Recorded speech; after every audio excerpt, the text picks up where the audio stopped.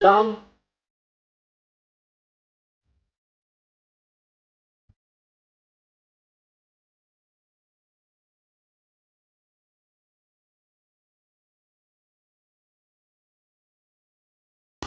Hola, ¿qué tal?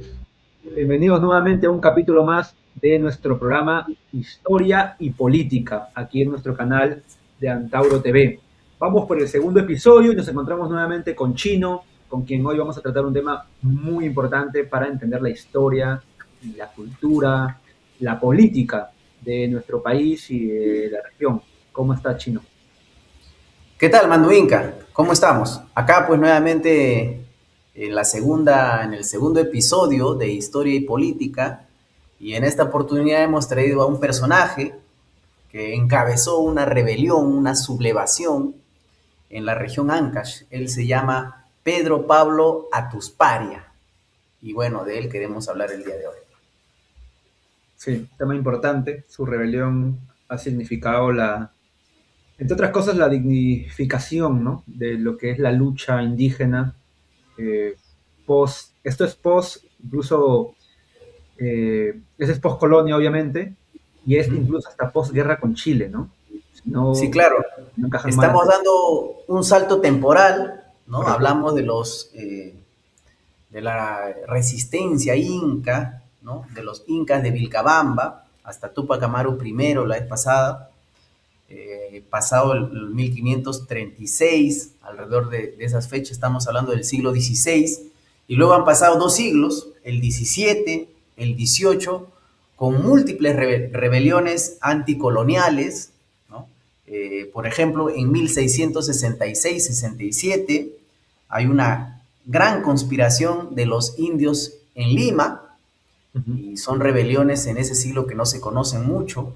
Luego va a venir ya en 1742, ya siglo XVIII, Juan Santos Atahualpa, y espero podamos tratarlo la próxima semana. Y luego Tupac Amaru II, que ya es muy conocido, en 1780, ya una revolución, la revolución tupamarista, ¿no? Ahora estamos ya en el siglo XIX, efectivamente, en el contexto post-guerra con Chile, 1885, Pedro Pablo Atuparia con Ushku Pedro encabezaron una rebelión indígena en la región Ancash, con la toma de Huaraz, ¿no? Entonces, eso es lo que vamos a ver el día de hoy.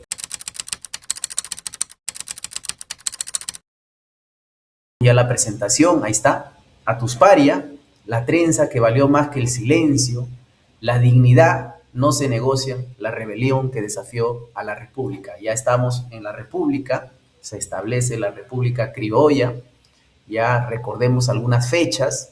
La vez pasada vimos en el episodio primero el 1492, ¿no? El encubrimiento del otro, decíamos, con la llegada de Colón a las costas del Abya Yala, ¿no? De lo que luego se llamó el continente americano. 1532 ya la llegada de Pizarro al territorio que luego se va a denominar Perú, va a ser la República del Perú. 1532 la llegada de los españoles a este suelo. Eh, y ahora queremos recordar el 1821, la declaración de la independencia en Lima, pero 1824, digamos, la derrota del ejército español finalmente en Ayacucho, ¿no? Y hace pocos años se ha celebrado el bicentenario, pues, ¿no? El bicentenario de esa fecha.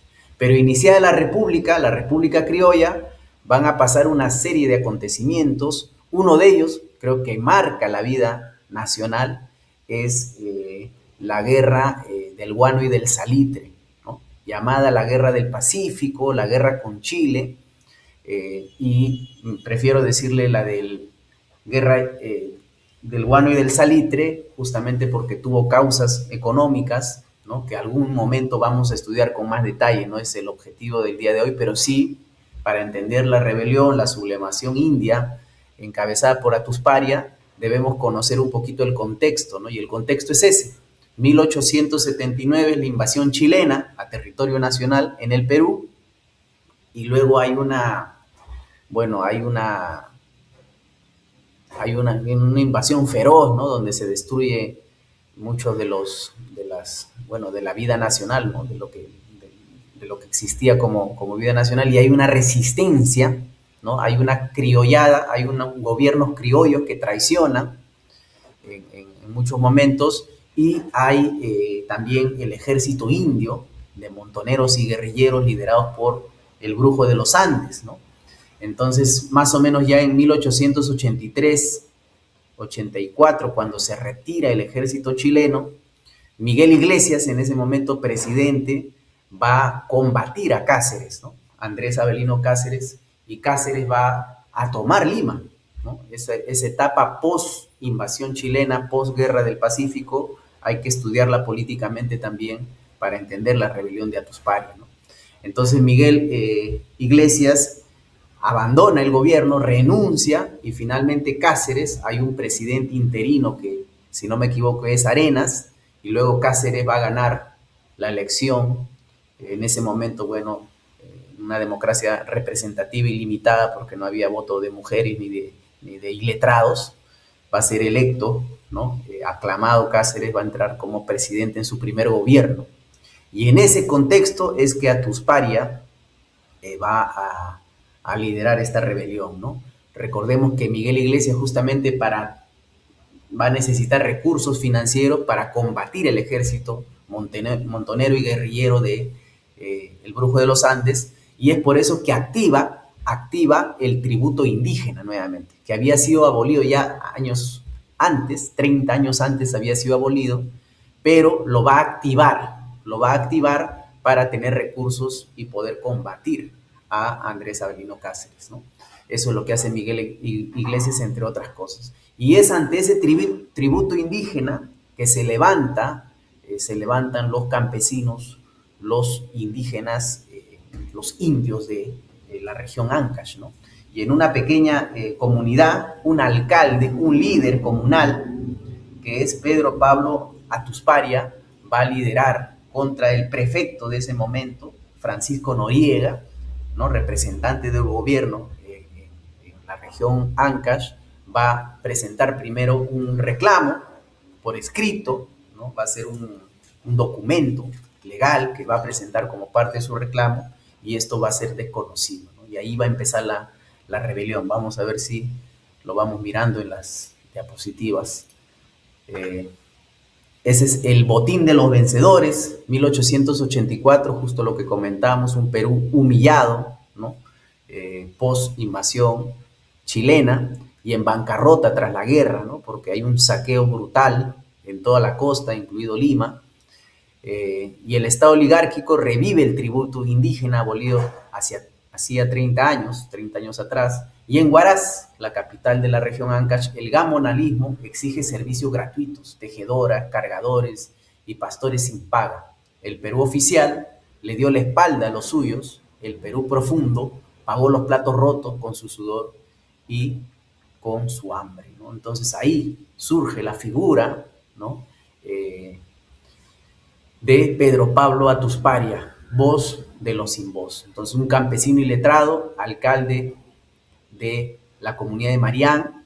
Su autoridad no venía del papel, sino como líder, ¿no? De la comunidad. Sus trenzas, esa es su figura, ahí está su foto, simboliza en los Andes la madurez, la sabiduría y el poder. No eran solo un adorno, ¿no? Entonces, no fue a pedir limosna, fue a exigir justicia, ¿no? Chino, antes de pasar, es importante en el contexto que estabas dando y que has resumido bastante bien, me parece, en la diapositiva anterior incluso, una cosa que no se mencionó y es importante mencionarlo es que Miguel Iglesias firma una rendición traicionera a la patria, ¿no? Claro, así es. Porque Andrés, el Brujo de los Andes, de Avelino, todavía estaba dando resistencia militar y exitosa, además, con la técnica, con el endocacerismo, ¿no? Con la política, digamos que con la estrategia militar de guerrillas que tenía. Así es. Que podremos en algún otro momento. Sí, en realidad hay que desarrollarlo más, porque esto tiene que ver con muchas cosas. Por ejemplo, la legalidad y legitimidad del Tratado de Ancón, por ejemplo, donde se entrega el territorio nacional, ¿no? Entonces recordemos que era un presidente ilegítimo, ¿no? Un presidente que ejercía formalmente la presidencia, pero que estaba a las espaldas de Andrés Avelino Cáceres, que lideraba una resistencia armada frente a la invasión, es decir, no se había rendido, o sea, el ejército peruano no fue un ejército rendido, seguía resistiendo, seguía combatiendo y se imponía. Entonces, todo eso hay que mirarlo ya con más detalle, Sí. Ahora, efectivamente, ¿no? si retrocedes una diapositiva más, estaba terminando de dar algunos apuntes, pero el contexto también, que lo has resumido bien, me parece, pero hay algunas cositas que faltaba terminar me parece, de, de conversar. Por ejemplo, Dale. que la desigualdad, o sea, o que mejor dicho, que la independencia del país no había cambiado la desigualdad, no había roto la estructura desigual que ya se había definido. Inicialmente el virreinato, tenías un virreinato que estaba generando injusticia tremenda hacia los indígenas, se les había quitado la tierra, que se les trataba como esclavos prácticamente o como una servidumbre, ¿no? Sí, claro. La relación de siervo. Al darse la independencia, esta estructura no cambia y se quedan las tierras principalmente en manos de criollos, quizás algunos mestizos que habían heredado legalmente las tierras. Y el gobierno que se forma, que se compone, las élites o quienes lograban, digamos, acceder al gobierno eran estas élites de terratenientes, de hacendados, ¿no? Que tenían el control político y por lo tanto, obviamente, cada vez que iba a ser que el gobierno hubiera, en este caso la República, hubiera necesitado dinero, tenía que ir a tocarle, obviamente, a quienes siempre pagan los platos, ¿no? Cuando hay ese tipo de guerras, a a los más, a los más reprimidos, en este caso los indígenas, ¿no? Que eran quienes pagaban con su trabajo finalmente esta batalla contra, como decías, el asedio de Andrés Avelino Cáceres, ¿no? Ese es otro contexto importante que hay que entender, que era un gamonal también, ¿no? Un gamonal era una entidad política, digamos, no oficial de la República, pero sí reconocida de algún modo, porque la República no llegaba a todos los lados del país, ¿no? Había alcaldes, no todos los alcaldes necesariamente eran autoridades que tenían una figura real, ¿no? Y estos gamonales representaban, normalmente era un hacendado, normalmente era un terrateniente, que representaba a su círculo, obviamente, y sus intereses principalmente, ¿no? Y estos gamonales imponían, por ejemplo, unas leyes, pues, o unas reglas, mejor dicho, crueles, ¿no? Cruentas.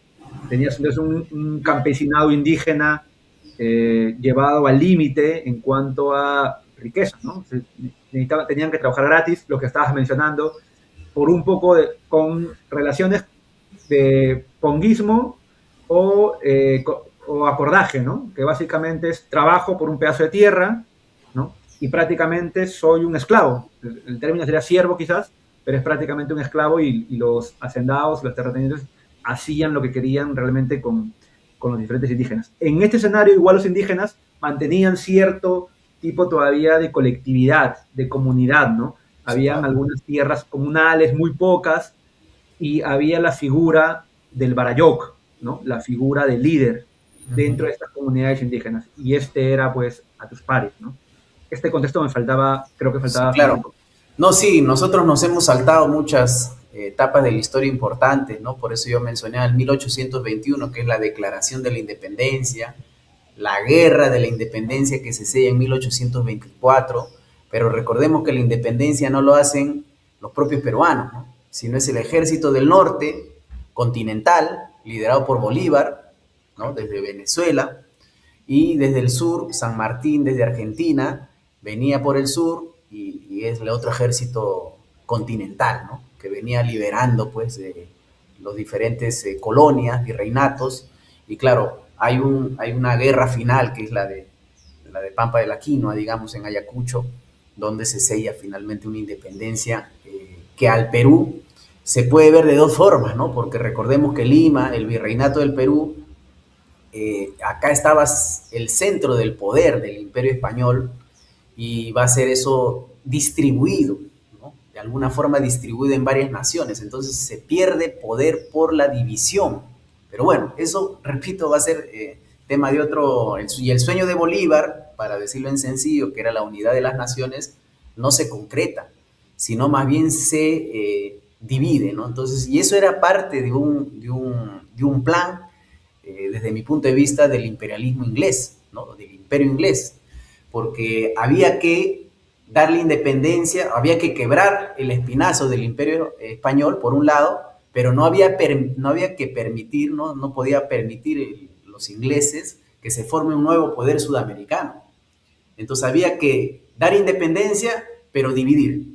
Eso había que hacer. Y lo logran brillantemente. Por eso Sudamérica son pequeños países, ¿no? Entonces hay una independencia, pero fragmentada en los diferentes países. No se logra la Gran Colombia, ni tampoco se regresa a lo que Antauro llama la internacional incaica, ¿no? Que debería ser Ecuador, Bolivia y Perú por la similitud, ¿no? Ni siquiera eso, entonces quedamos en pequeños países fragmentados. Y eso es una gran debilidad política ante el mundo y tendrá que eso volverse a conquistar la unidad de las naciones sudamericanas con independencia, ¿no? Entonces, eso de ahí es una debilidad. Ahora, de forma interna, como bien dices, los pueblos, particularmente indios, indígenas, pueblos originarios, quedan sometidos ya no por el español, ya no por el imperio español, sino por los criollos, por los hijos de españoles, ¿no? Por los blancos sudamericanos. Entonces hay una república criolla. Entonces para los indígenas no va a haber mucha diferencia, ¿no? Pero sí se abre un periodo, digamos, donde hay cierta libertad política, donde gradualmente, década y centena tras centena de años, en la vida de la república, poco a poco se van a generar condiciones para luchar por la libertad y por la justicia. Entonces, uno de esos es la reivindicación del voto, por ejemplo, ¿no? Que se da muchos años después, ¿no?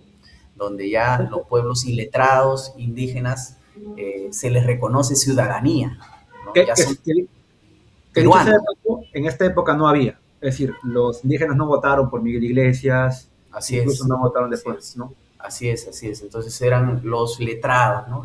La gente culta, ¿no? Entonces por eso son todavía oligarquía, ¿no? Bueno, ahí Basadre, hay que repasar a Basadre de cómo clasifica, digamos, los diferentes periodos de la República, pero ya nos acercábamos, si es que no estábamos ya en la República oligárquica, ¿no? Después de la Guerra de la Independencia, va a haber una disputa entre diferentes militarismos, ¿no? Líderes militares, unos de cierta tendencia, otros de más cercanos al pueblo, con ciertas reivindicaciones. Ramón Castillo, por ejemplo, liberando a los esclavos y en cierta medida a los indígenas, pero luego viene ya la tragedia de la invasión chilena, ¿no? Y la traición, la cobardía de los diferentes líderes políticos, dentro de dos iglesias, ¿no? Pero también liderazgos importantes, figuras claves, como la de Andrés Avelino Cáceres y su compañera, su pareja, que organizan las montoneras y guerrillas, ¿no? Indígenas, que son la gente valiente que lleva a los chilenos a un terreno donde no pueden vencer por la geografía. Entonces, bueno, todo eso que hemos hablado en unos cuantos minutos, tenemos que desarrollarlo ya como temas específicos, ¿no? Y cómo ahí se va viendo las traiciones, la cobardía de estos líderes, repito, y quiénes son los que ponen realmente el pecho por la patria, ¿no? Entonces, eso es un poquito, y ahí llegamos a Tusparia, ¿no? Porque le intentan aplicar un tributo ya abolido, y ellos se resisten, ¿no? Se resisten y eligen un líder, que es esta figura mítica de Pedro Atusparia, y de Ushku Pedro, que vamos a ver después, es un minero, un obrero minero, que va a ser mucho más radical que el mismo Atusparia, ¿no? Y que va a plantear una política de liquidación a los blancos, ¿no? Entonces, para empezar, es un levantamiento armado, y en el caso de Ushku Pedro plantea ya la liquidación de los blancos, ¿no? Más bien Atusparia no. Atusparia tiene una mentalidad mucho más abierta e incorpora a ciertos mestizos, ya lo vamos a ver después también, por ahí aparece, creo, en el propio ejército, ¿no? A ciertos mestizos, dicho sea de paso, caceristas, ¿no? Que venían o que decían ser de representantes de Cáceres, ¿no? Entonces hay una cierta disputa política y sacan a los prefectos, a los representantes políticos de iglesias, y aparecen los supuestos representantes políticos de Cáceres en la región Ancash, ¿no? Y Atusparia les da cabida, pese a la negación digamos, a la oposición de Uscu Pedro, que planteaba liquidar a toda esta gente oportunista, y que efectivamente Uscu Pedro tuvo razón en algún momento, y esa dirección mestiza, entre comillas, pervierte un poquito al ejército levantado, ¿no? Entonces Uscu Pedro va a ir, o Atusparia va a llegar y va a poner orden en el ejército, ¿no? Entonces una desviación, ¿no? En ciertas medidas de este comandante que nombra inicialmente a Atusparia y que luego es retirado, ¿no? Entonces eso es un poquito la historia, así que bueno, vamos a avanzar, pero sí hay muchas cosas detrás, como contexto, como telón de fondo, ¿no? Entonces, bueno, esto ya lo leímos, ahí está la figura mítica de Atusparia, eh, y tenemos esta diapositiva, cortar la dignidad, ¿no? El prefecto Francisco Noriega, el prefecto de representante político de Miguel Iglesias, mandó encarcelarlo, lo arrojó al suelo y ordenó cortarle las trenzas. Fue una violación simbólica, una tortura pública, ¿no? En la cosmovisión andina era preferible la muerte a la mutilación de la insignia de autoridad.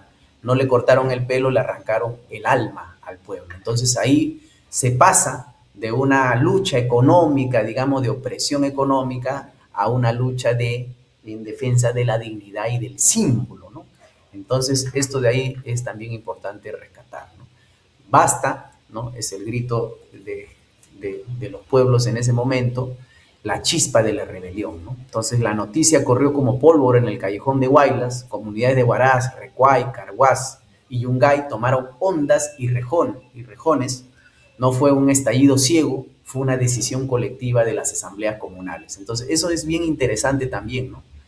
Rescatar esto, ¿no? Que fue un levantamiento democrático, digamos, donde las asambleas comunales toman la decisión de confrontar, de combatir.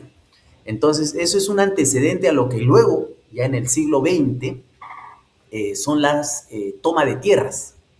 Recordemos a Hugo Blanco, ¿no? En Chaupimarca, liderando los sindicatos campesinos que toman las tierras y hacen la reforma agraria en la práctica, ¿no?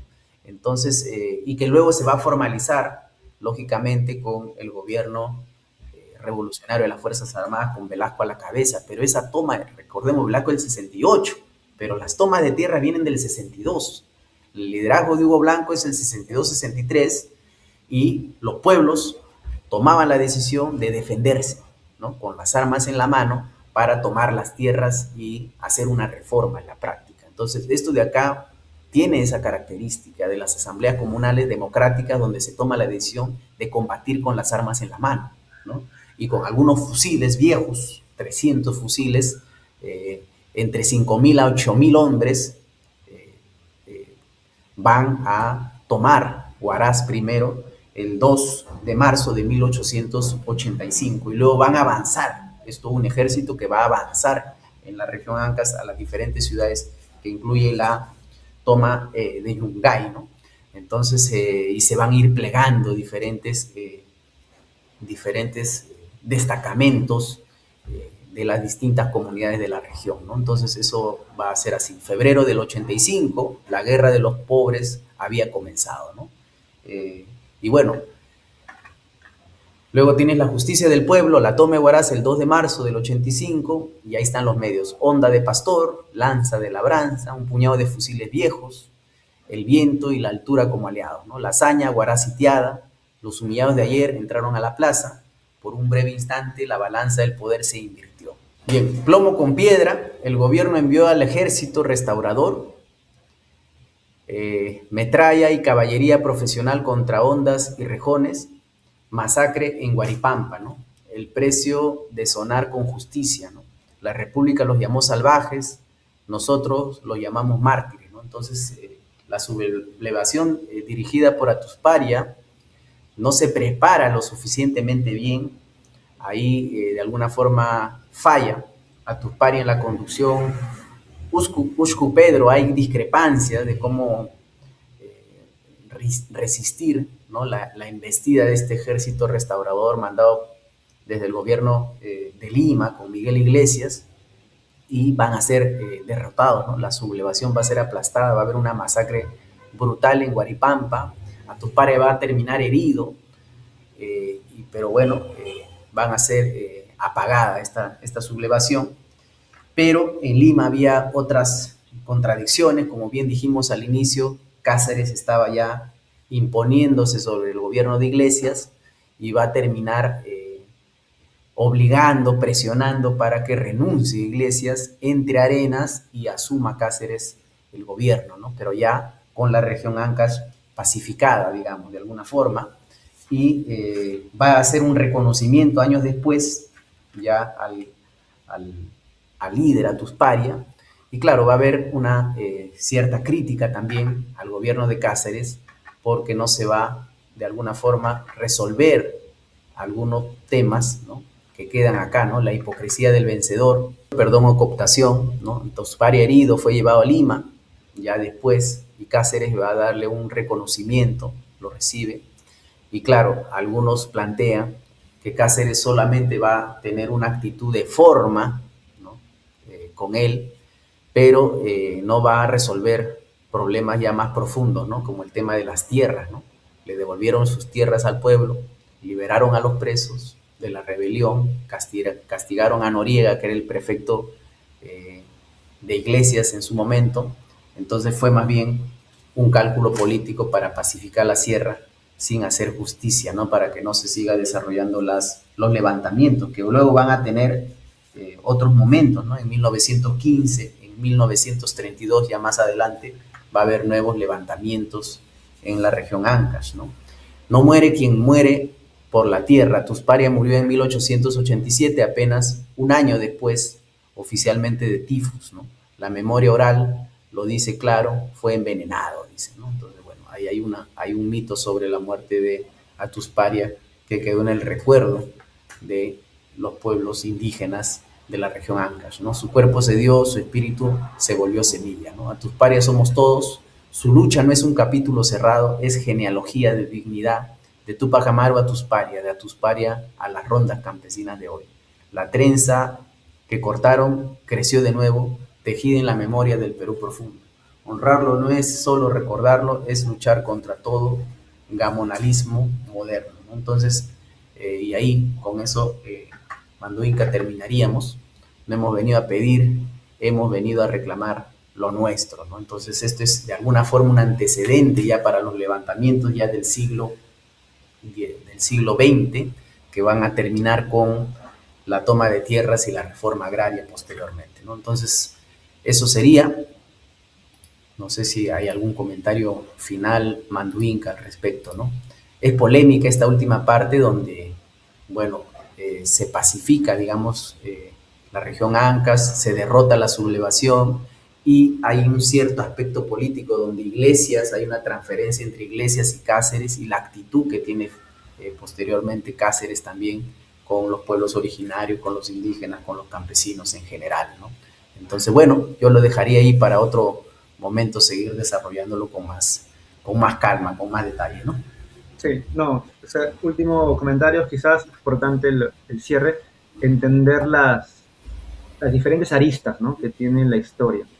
Porque este levantamiento dura unos 2 meses, 2, 3 meses, quizás cae preso, herido a Tusparia, luego es liberado por el mismo gobierno de Iglesias, es amnistiado, ¿no? Pero por presión, como dices tú, porque el gobierno venía con una fuerte presión, estaba debilitado y terminó cayendo, ¿no? Finalmente, poco tiempo después, y luego Cáceres asume y Cáceres, como dice, lo invita. Pero ahí justo es lo que se habla de los estudiosos, ¿no? Los dos Cáceres. Cáceres táctica, el Cáceres general, liderando la resistencia con ejércitos indígenas, ¿no?, con ejércitos mestizos, resistiendo al enemigo extranjero. Y otra cosa es el Cáceres presidente, ¿no? Ya desde la presidencia, tener que manejar todos los intereses que tiene el país, la república en ese momento era diferente. Y Cáceres no se alinea necesariamente con los intereses indígenas o de los más de abajo, ¿no?, en ese momento. Bueno, es cuestión de historia, entender la historia de la política, por eso es importante. Bueno, acá tenemos hay una bibliografía realmente a trabajar, ¿no? Hay un librito del año 2001 de Juan Gigo, que es Pedro Atuspari y la dignificación de los campesinos de Ancash, Manuel Oli, Pedro Pablo Atusparia, los que hicieron el Perú, ¿no? En una serie de documentos, es del 87, Augusto Alba Herrera, del 85, Atuspari y la Revolución Campesina de 1885, en Ancash, Santiago Maguiña, el 94, la Revolución Indígena de 1885, en Huaraz y Ancash. Y finalmente este de acá, que hace poco lo ha reeditado, ¿no? Achahuata, como un ensayo popular, que es la de Ernesto Reina Segarra, ¿no? Que el año 32 denominó este relato el Amauta Tusparia, ¿no? Y justamente hay una parte sobre el Taita Cáceres, ¿no? Entonces ya habrá momento de desarrollarla, pero ahí está un poquito la polémica, ¿no? Y es interesante este librito porque hay una introducción de José Carlos Mariátegui también, que pone en contexto, digamos, qué significó también esta rebelión de Atusparia. Y hay una última parte, también muy interesante, donde se llegan a entrevistar al hijo de Atusparia, que viene a Lima y recogen la versión ya más directa, ¿no? de parte de su hijo, ¿no? Entonces, entre otras entrevistas que logra hacer este periodista, que se hace amigo de alguna forma porque participa en algunos levantamientos, algunos reclamos, protestas de la región. Entonces, es muy interesante, yo lo recomiendo, ahí está en la edición Achahuata, en sus ensayos populares, podemos conseguirlo este relato que es bastante vívido, ¿no? Todavía no tenemos las versiones audiovisuales, ¿no? Ya llegarán seguramente sobre las revoluciones indígenas ya de la época republicana. Sí, en Bien, la serie etnoculturales seguramente. así De es, ahí, hasta ahí otros, creo. hay otros autores importantes que creo que hay que nombrar quizás. Están Luis Valcárcel, Tempestad en los Andes, para entender estas relaciones de gamonalismo, ¿no? Sí, Indigenismo. claro. El maestro Marcos Matos Mar también escribe sobre estas relaciones y contradicciones que hay en la época gamonalista, llamémosle, ¿no? Y el mismo Nelson Manrique, en Yaguar Mayu, toca también mucho estas contradicciones. Son otras, digamos, referencias para entender lo que este suceso histórico y que pone, digamos, a Pedro Pablo Stuparia como líder y también a Augusto Pedro como líderes importantes de la rebelión, pero que se da seguramente con un montón de anónimos más a lo largo y ancho de nuestro territorio en épocas postcoloniales que francamente se han ido estirando hasta ahora, ¿no? O sea, hasta hace poco hemos tenido también sucesos de rebeliones diferentes quizás, puestas en marchas, en reclamos de quienes han terminado heredando el cimiento más bajo de la sociedad, ¿no? Quienes hemos terminado estando en la parte, digamos, más oprimida de la sociedad. Y que esta enseñanza nos lleva a entender que el Perú todavía está en construcción, lo Así que me es. parece. Muy bien, muchas gracias Manduinco. Esto ha sido el episodio 2, recordando a Pedro Pablo Atusparia y la sublevación india, la sublevación, el levantamiento, la rebelión indígena en la región Ancash de 1885 posguerra con Chile. Muchas gracias nuevamente a Antauro TV por la invitación y ya seguiremos en próximos capítulos en este programa Historia y Política. Muchas gracias a todos, síganos y denos un like, no se olviden de eso que nos ayuda mucho para seguir haciendo estos programas. Hasta luego. Listo, chao, chao.